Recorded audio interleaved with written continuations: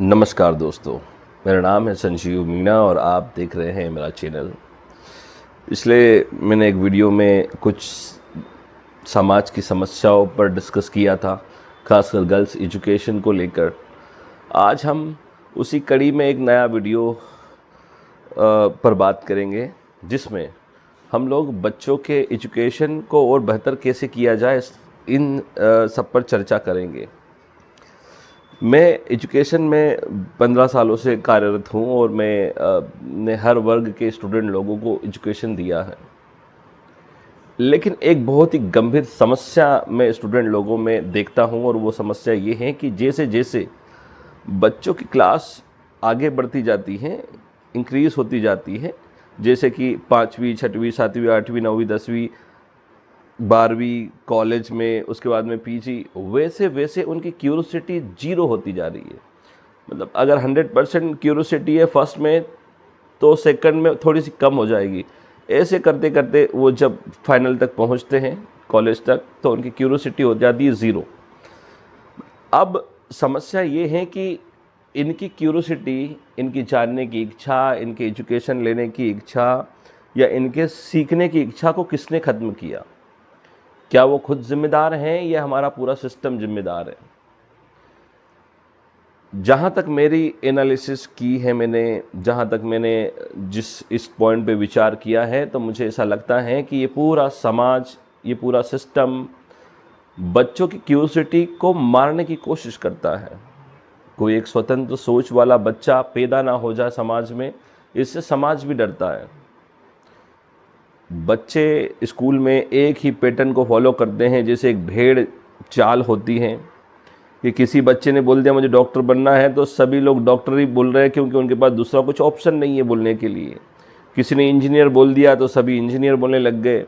उनके पास 2-4 ऑप्शन के अलावा उनको कुछ ऐसा करियर गाइडेंस ही नहीं दिया जाता है कि उसके बारे में कुछ सोचे। कुछ लोग तो ऐसे होते हैं कि जो थोड़े माँ बाप की ज़्यादा प्रॉपर्टी है, तो वो यह सोच कर ही स्कूल जा रहे हैं कि थोड़ा बहुत पढ़ लेते हैं, बाद में तो हम लोग हमारा धंधा ही करेंगे। एजुकेशन को इतना नॉर्मलाइज कर दिया है कि एजुकेशन का मतलब सिर्फ डिग्री लेना ही रह गया है। सिर्फ डिग्री लो, एजुकेशन का मतलब डिग्री लेना तो नहीं होता है। जहाँ तक फिलॉसफी, जहाँ तक इस समाज में एजुकेशन का विस्थापन जब हुआ था, तो इसका मतलब समाज को बेहतर बनाना था।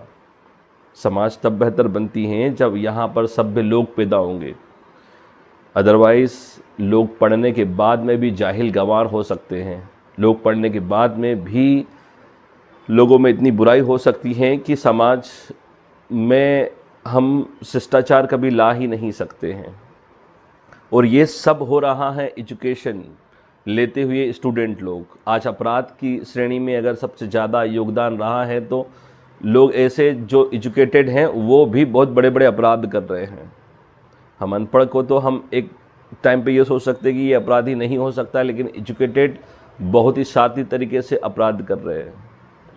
मेरा मानना है कि एजुकेशन की जो जड़ को जो गंदा कर रहे हैं, जो खोखला कर रहे हैं, वो एजुकेशन सिस्टम है हमारा। गवर्नमेंट स्कूल्स में 5th तक एक बच्चे की जो फाउंडेशन होती है, उस पर अगर हम गौर करें, बच्चों का एजुकेशन देखें थोड़े जड़ से, तो हम पाएंगे कि बच्चों को कुछ भी नहीं प्रोवाइड किया जा रहा है। बस वो स्कूल आते हैं, थोड़ा बहुत कुछ मध्याह्न भोजन खाते हैं और वापस चले जाते हैं। टीचर्स लोगों की ऐसे पढ़ाते हैं जैसे उनकी कोई रिस्पॉन्सिबिलिटी नहीं है। या तो स्किल्ड टीचर नहीं हैं जो उन पर बेहतर फोकस कर रहे हैं। ये रही गवर्नमेंट स्कूल की बात। अगर हम बात करें प्राइवेट स्कूल की बात, तो प्राइवेट स्कूल वाले फीस भी अच्छी ले रहे हैं। उसके बाद में उनको ABCD ये थोड़ा बहुत कुछ पढ़ा देते हैं। क्रिएशन के नाम पे, क्रिएटिविटी के नाम पे ज़ीरो है, क्योंकि वहाँ पे फैकल्टी भी 2-2 हज़ार वाले रखे हैं। क्योंकि सस्ता लेबर मिलेगा तो स्कूल को फ़ायदा ज़्यादा होगा। फीस भले ही ज़्यादा ले रहे हैं, लेकिन टीचर्स लोगों को रखा है जो लोग कुछ भी इतना बेहतर जानते नहीं हैं, जिनकी खुद की क्यूरियोसिटी, जिनकी खुद की क्रिएटिविटी नष्ट हो रखी है। उन लोगों को, बच्चों को पढ़ाने के लिए दिया जाता है। ऐसी कंडीशन में जो हमारी फाउंडेशन है वो इतनी नष्ट हो चुकी है, इतनी बुरी हो चुकी है कि धीरे धीरे जब बच्चा 6th में, 9th में, 8th में, 12th तक आते आते तो बच्चा खुद बोल देता है कि आप पढ़ के क्या करेंगे। जिससे उसको एजुकेशन लेने के बाद में उसको एहसास हुआ कि एजुकेशन का कुछ मतलब ऐसा कुछ औचित्य है नहीं। तो समाज में जब एक बेहतर शिक्षा उपलब्ध होगी, बच्चे उस तरह की शिक्षा लेंगे। हमें सीखना चाहिए, हमें यूरोप कंट्री से सीखना चाहिए, हमें अमेरिका से सीखना चाहिए, हमें चाइना की कंट्री से सीखना चाहिए कि वहाँ बच्चों की क्यूरियोसिटी पे कितना काम किया जाता है।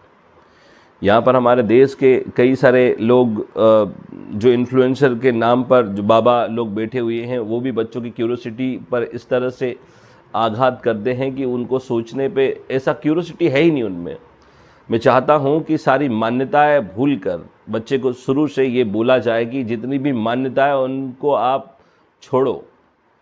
मान्यता, अगर आपने किसी ने कुछ बोला और आपने मान लिया, चाहे आप साइंस ही पढ़ रहे हो, केमिस्ट्री की मैडम ने अगर आपको कुछ समझाया या फिजिक्स में कुछ समझाया टीचर ने और आपने वही मान लिया, तो आप में क्यूरियोसिटी नहीं है। क्यूरियोसिटी तब आएगी जब आपने उस पर सवाल किया, चाहे सवाल ये क्यों ना हो कि सूरज पूर्व से ही क्यों उदय होता है। आप जानते हो कि उदय होता है, बात खत्म हो जाती है। अगर आप में क्यूरियोसिटी है तो आप ये जानने की कोशिश करोगे कि ऐसा क्यों होता है। ये क्यूरियोसिटी होती है। जब क्यूरियस बच्चा होगा तो वो खोज करेगा, बहुत सारे नए नए आविष्कार करेगा। भारत में नेता लोग, राजनेता लोग, उसके बाद में धर्मगुरु, विश्वगुरु बनाने की तो हमेशा हर साल खूब सारी मुहिम निकालते हैं। मैं बोलता हूँ कि अगर ऐसी हालत रही तो हम विश्व के चेले भी नहीं रहेंगे, गुरु की तो बहुत दूर की बात है। हम पास्ट में जीते हैं सब। जितना भी हमने कुछ नया आविष्कार किया, कुछ नया कुछ किया, कुछ भी फिलॉसफी दी हमने, कुछ दर्शन दिया दुनिया को, हम 2500 साल पहले की बात करते हैं कि देखो हमारे देश में तो बुद्ध पैदा हो गए थे, देखो हमारे देश में तो नानक पैदा हुए थे, देखो हमारे देश में तो बड़े बड़े सूरमा पैदा हुए थे, कृष्ण पैदा हुए, राम पैदा हुए। हम पास में जीने वाले लोग, ये समझ लीजिए हम मुर्दों की पूजा कर रहे हैं। हम जीवंत इंसान कभी पैदा ही नहीं कर पाएंगे भारत में। तो जब भी हम शिक्षा की बात करते हैं तो ये सब मुद्दे पर डिस्कस होना चाहिए स्कूल में, कॉलेज में। मैंने कई सारी कॉलेजेस में विजिट किया। कॉलेजेस में एक नाम का चल रहा है, प्रोफेसर्स लोगों को 1-1.5 लाख रुपए, 2 लाख रुपए सैलरी मिल रही है। उनको कोई मतलब नहीं है कि बच्चा सीखे, उसकी जॉब लगे नहीं लगे। और बच्चों को भी सिर्फ डिग्री से मतलब है कि हमें फर्स्ट ईयर की डिग्री मिल जाएगी, हमें फाइनल ईयर की डिग्री मिल जाएगी। तुम डिग्री को क्या करोगे? तुम वो डिग्री ले रहे हो जिसकी कोई मान्यता ही नहीं होगी। तुमको कोई भी जॉब नहीं मिलने वाली है क्योंकि तुम स्किल्ड नहीं हो। अगर कोई बच्चा 100 में से कोई 1-2 ऐसे स्टूडेंट मिलते हैं जब मैं पढ़ाने जाता हूँ तो, जहाँ पर उन्होंने अपने सब्जेक्ट में जो भी वो पढ़ना चाहते हैं उसमें वो रिसर्च करके बैठे हुए हैं कि मुझे ये करना है। और जो बच्चे कुछ ऐसे भी हैं जो कुछ करना चाहते हैं, रिसर्च करके बैठे हुए कि हम लोगों को एनडीए, जैसे आज एक बच्ची से मैं मुलाकात की, मैंने आज स्कूल में पढ़ा रहा था तो उस बच्ची ने कहा मुझे एनडीए करना है, एनडीए की प्रिपरेशन करने के, मुझे डिफेंस में जाना है। मैंने बाकी बच्चों से पूछा कि आप मुझे ये बताइए कि एनडीए क्या होता है। आप यकीन नहीं मानोगे, 50 बच्चों का बेच था, उसमें से एक भी दूसरा कोई स्टूडेंट ये नहीं बता पाया कि एनडीए क्या होता है। बड़ी हैरानी की बात है, 12वीं के बच्चे ये नहीं बता पा रहे कि एनडीए की एग्ज़ाम क्या होती है। तो सोचो कि उन लोगों को उनकी फाउंडेशन कैसी रही होगी। कहने को तो बहुत कुछ है, बट मैं चाहता हूं कि आप लोग विचार करें। थोड़ा स्टूडेंट लोगों को मैं कुछ बोलना चाहता हूं कि अगर आप अपने करियर में कुछ बोलना चाहते हो, कुछ करना चाहते हो, तो ज़रूरी नहीं कि आप पढ़ने लिखने के बाद में आपको जॉब लगे। इसलिए भी पढ़ाई करें क्योंकि आप एक अच्छे व्यक्तित्व बन सके, थोड़ा अपने से सोच सके। दूसरों की ही सोच पे अगर आप चलोगे पूरी ज़िंदगी भर तो आपने अपनी ज़िंदगी नहीं जिए। इसलिए बुक्स पढ़ें। अपने टेक्स्ट बुक के अलावा दुनिया में बहुत सारी फिलॉसफी उपलब्ध है। बड़े बड़े फिलोसोफर्स ने अपनी पूरी ज़िंदगी देकर कुछ लिखा है, कुछ महान लिखा, और इतना महान कि वो शब्द उनके तलवार से भी ज़्यादा तेज है, जो आपकी सोच को, आपके अंदर बैठे अंधकार को चीर फाड़ के रख सकते हैं। मैं चाहता हूँ एक बार उसको आप पढ़ने की कोशिश करें, सुनने की कोशिश करें। हो सकता है आपके जीवन में थोड़ा सा अंधकार कम हो, या ये मान कर बैठे हो कि हम तो सब बढ़िया है, हमारे अंदर कुछ सीखने की ज़रूरत नहीं है, तो